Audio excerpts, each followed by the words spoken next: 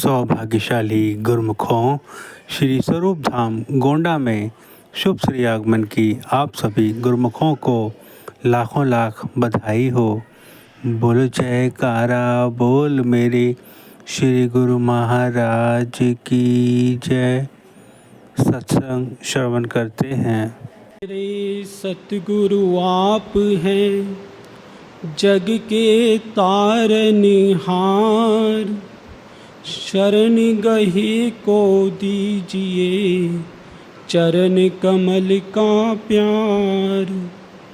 तुमरी मुझको आस है, तुमरा ही आधार, तुम बिन कोई ना मेरा श्री परमहंस अवतार।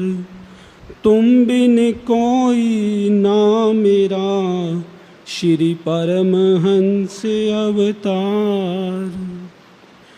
इसी प्रकार अपने मन व चित्त की समस्त वृत्तियों को एकाग्र करते हुए अपना ध्यान सन्मुख सुंदर सिंहासन पर शोभायमान श्री श्री 108 श्री परमहंस महान विभूतियों के एवं श्री हजूर सतगुरुदेव दाता दयाल महाराज जी के सुंदर दर्शन ध्यान को अपने हृदय मंदिर में शोभायमान करते हुए प्रेम सहित मिलकर बोलो जयकारा बोल मेरे श्री गुरु महाराज की जय। सौभाग्यशाली गुरुमुखों, इस संसार में मनुष्य अपने आप को सभी अन्य योनियों में सर्वश्रेष्ठ समझता है। यह सत्य भी है। सभी वेदों, शास्त्रों, संतों, महापुरुषों की वाणियों ने इस मानुष्य जन्म को अन्य योनियों से सर्वश्रेष्ठ कहा है। अन्य योनियों और इस मानुष्य जन्म में क्या अंतर है, यदि यह उसको भेद हो जाए तभी यह उसमें सर्वश्रेष्ठ है, ऐसा संत महापुरुष अपनी वाणियों में वर्णन करते हैं। महापुरुषों के वचन हैं, निंद्रा भोजन भोग भय ये पशु पुरुष समान, नर्न ज्ञान निज अधिकता ज्ञान बिना पशु जान। महापुरुष अपने वचनों में कथन करते हैं कि मानुष्य जन्म अन्य योनियों से सर्वश्रेष्ठ तो है, लेकिन ये किस लिए श्रेष्ठ है? यदि मनुष्य खाना पीना, भोग विलास व सोना को ही जीवन का ध्येय समझता है, तो ये तो अन्य योनियां भी कर रही हैं, तो फिर मनुष्य और इस पशुओं में क्या अंतर है? मनुष्य और पशुओं में यही अंतर महापुरुष अपनी वाणियों में फरमाते हैं कि आत्मज्ञान ही वो मानुष्य जन्म की विशेषता है जो उस मनुष्य जन्म को अन्य योनियों से सर्वश्रेष्ठ बनाती है। यह आत्मज्ञान क्या है? अपने आप का ज्ञान होना कि मैं कौन हूँ। इस आत्मा, अपने अंदर जो आत्मा है उसका साक्षात्कार होना ही आत्मज्ञान है। यह उसको कहाँ से प्राप्त होता है? यह उसे तभी ज्ञान मिलता है जब वह समय के परिपूर्ण महापुरुषों की चरण शरण में आता है।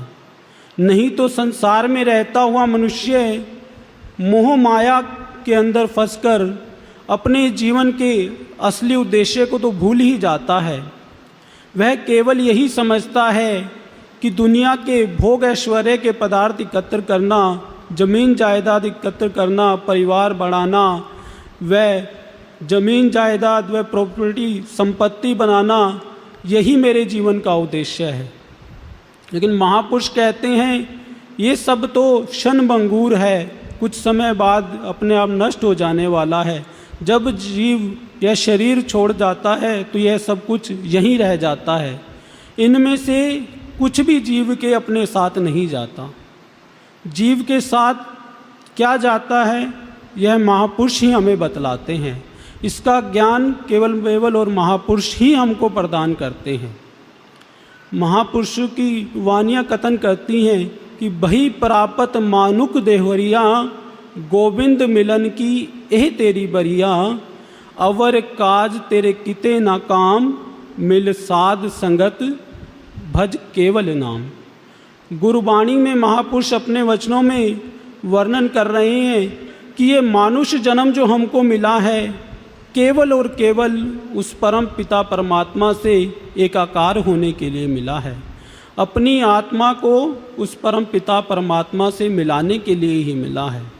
हमारे इस मानुष जन्म का कोई और उद्देश्य नहीं है, केवल हमारे इस जीवन का यही उद्देश्य है कि हम मालिक के नाम सुमरन में अपने मन को लगा करके उस परम पिता परमात्मा में एकाकार हो जाए।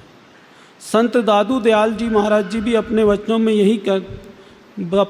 में हमको यही समझाते हैं कि जग में जीना है भला, जब लग हृदय नाम, नाम बिना जग जीवना, सो दादू किस काम।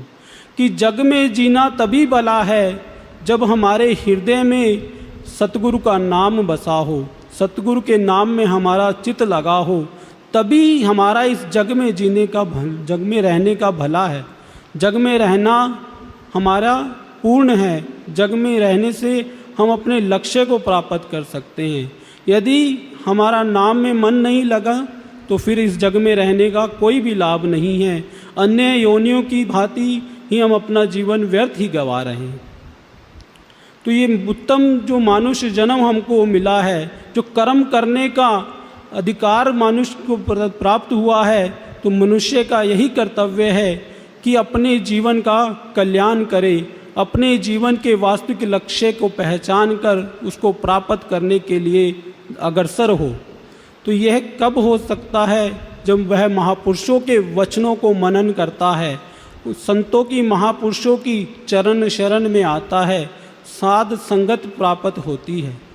ये हमारे कितने ऊंचे भाग्य हैं कि हमें समय के परिपूर्ण महापुरुषों की पावन चरण शरण प्राप्त हुई है। उनके पावन सानिध्य में बैठकर अमृत वेले हम ये परमहंसों के दर्शन करते हुए अपने दिन की शुरुआत करते हैं, सतगुरु के बनाए हुए नियमों की पालना करते हैं, तो हमारा यह जीवन सकारत हो जाता है। क्योंकि संतों महापुरुषों की चरण शरण में आने से जीव का मन स्वतः ही नाम सुमिरन में लगने लगता है। नित्य प्रति जो हम नियमों की पालना करते हैं, श्री आरती, पूजा, सेवा, सत्संग, सुमिरन और ध्यान, जब हम इन नियमों की पालना करते हैं तो हमारा मन दुनिया के पदार्थों से निकलकर सतगुरु के चरणों में जुड़ने लगता है और एक दिन सतगुरु के चरणों में ही लीन हो जाता है।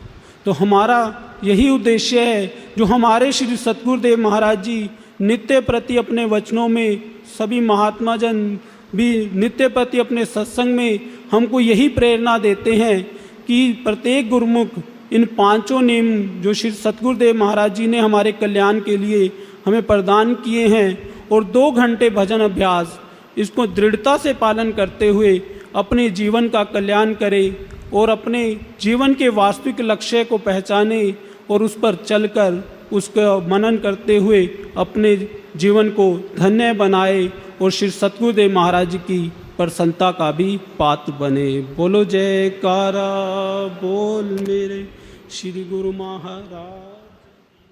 आज के शुभ सत्संग के शुभ दर्शनों की आप सभी गुरुमुखों को लाखों लाख बधाई हो।